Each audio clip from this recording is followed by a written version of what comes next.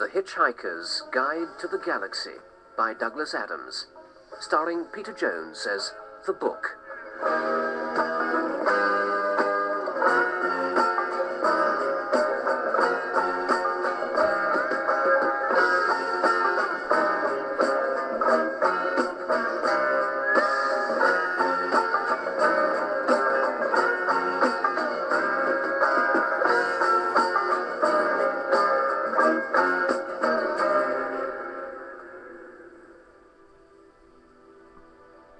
Far out in the uncharted backwaters of the unfashionable end of the western spiral arm of the galaxy lies a small, unregarded yellow sun.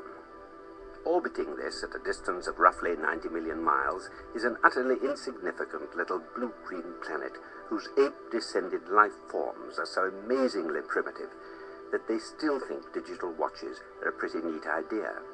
This planet has, or had, a problem, which was this. Most of the people living on it were unhappy for pretty much of the time. Many solutions were suggested for this problem, but most of these were largely concerned with the movements of small green pieces of paper, which is odd because on the whole it wasn't the small green pieces of paper that were unhappy.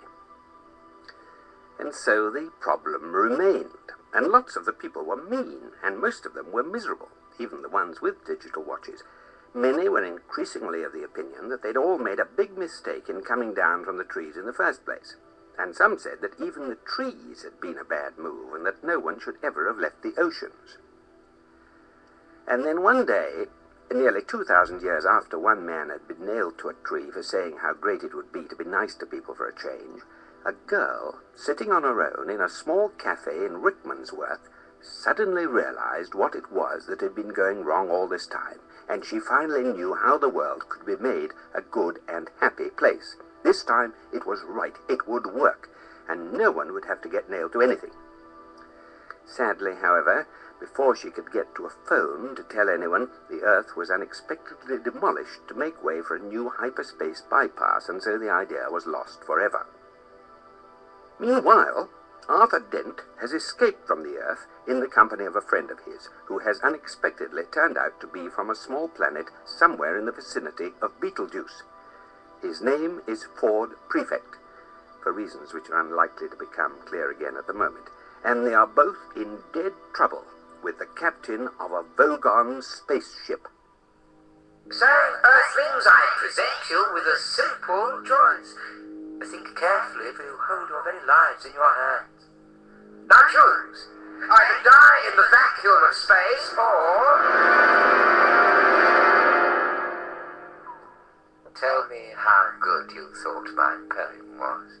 I liked it. Good. Oh, yes, I thought that some of the metaphysical imagery was particularly effective. Yes? Oh, and interesting rhythmic devices, too, which seemed to counterpoint the surrealism of the underlying metaphor of the, humanity of the, Vagonity. What? Vagonity. Oh, Vagonity, sorry. Of the poet's compassionate soul, which contrives through the medium of the verse structures to sublimate this, transcend that, and come to terms with the fundamental dichotomies of the other, and one is left with a profound and vivid insight into whatever it was the poem was about. Hey, Donald, that was very good. So what you're saying is that I write poetry because underneath my mean, callous, heartless exterior, I really just want to be loved. Is that right? Well, I mean, yes, don't we all, deep down, you know. No, you're completely wrong. I just write poetry to throw my mean, callous, heartless exterior into sharp relief. I'm going to throw you off the ship anyway. Good! Take the prisoners, number 3 airlock, and throw them out.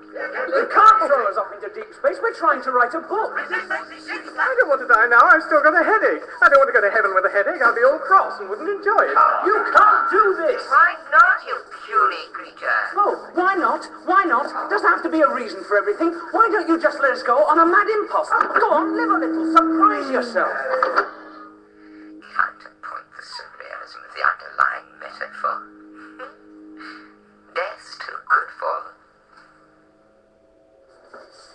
Oh, let go of me, you brute. don't! Don't you worry. I'll think of something. Resistance is useless. I woke up this morning and thought I'd have a nice, relaxed day. Do a bit of reading, brush the dog. I know. It's now just after 4 in the afternoon, and I'm already being thrown out of an alien spaceship 5 light years from the smoking remains of the Earth. All right, just stop panicking. Who said anything about panicking? This is still just the culture shock. Arthur, you're getting hysterical. Shut up. Resistance is useless. You can shut up as well. Resistance is useless. Oh, give it a rest. Do you really enjoy this sort of thing? Resistance is... What do you mean? I mean, does it give you a full, satisfying life? Stomping around, shouting, pushing people out of spaceships? Well, the arts are good. They have to be.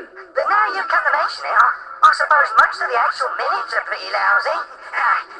Except some of the shouting I quite like. Resistance Yeah, is... sure, yes, you're good at that, I can tell. But if it's mostly lousy, then why do you do it? What is it? The girls? The leather? The machismo? I don't know. I think I just sort of do it, really. There, Arthur, you think you've got problems. Yes, this guy's still half throttling me. Yeah, but try and understand his problem. Right, so, what's the alternative? Well, stop doing it, of course. Well, doesn't sound that great to me. Well, wait a minute, that's just the start. There's more to it than that, you see. No, I think if it's all the same to you, I'd better just get you both shoved into this airlock and then go get on with some other bits of shouting I've got to do. I mean, come on, now look. Thanks for taking an interest. Bye now. No, don't do it. No, listen, there's a whole world you don't know anything about. I mean, here, how about this? Da-da-da-dum. I mean, doesn't that stir anything in you? Bye. I'll mention what you said to my aunt.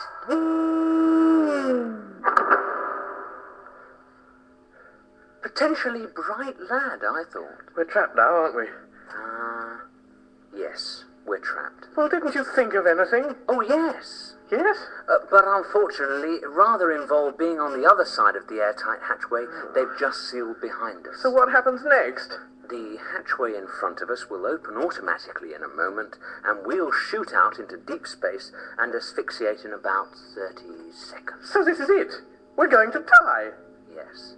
Except, no. Wait a minute. What's this switch? What? Where? No, I was only fooling. We are going to die after all. You know, it's at times like this, when I'm trapped in a foregone airlock with a man from Beetlejuice and about to die of asphyxiation in deep space, that I really wish I'd listened to what my mother told me when I was young. Why? What did she tell you? I don't know, I didn't listen. Terrific.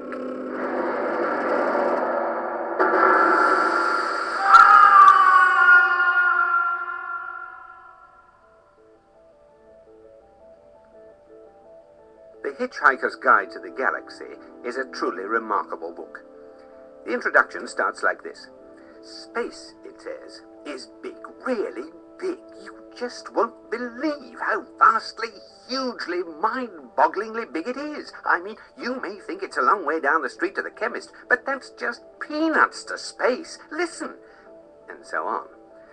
After a while, the star settles down a bit, and it starts telling you things you actually need to know, like the fact that the fabulously beautiful planet Bethselamin is now so worried about the cumulative erosion caused by 10 million visiting tourists a year that any net imbalance between the amount you eat and the amount you excrete whilst on the planet is surgically removed from your body weight when you leave. So every time you go to the lavatory there, it's vitally important to get a receipt.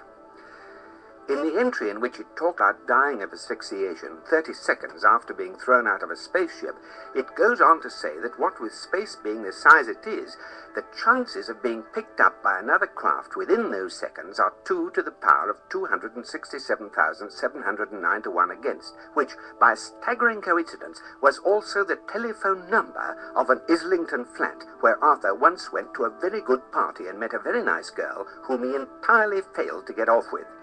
Though the planet Earth, the Islington flat and the telephone have all now been demolished, it is comforting to reflect that they are in some small way commemorated by the fact that 29 seconds later Ford and Arthur were in fact rescued.